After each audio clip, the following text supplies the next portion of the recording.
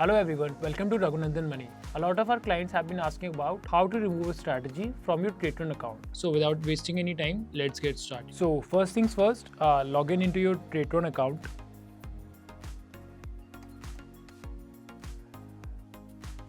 Now let's say you want to remove a strategy that you have deployed, whether it's on paper trading or in live market. The process is pretty simple.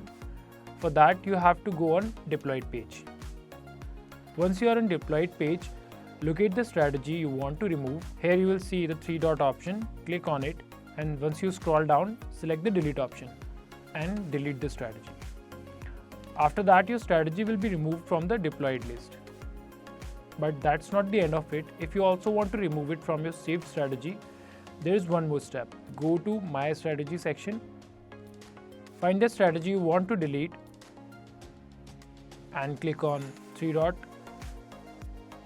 and click on delete.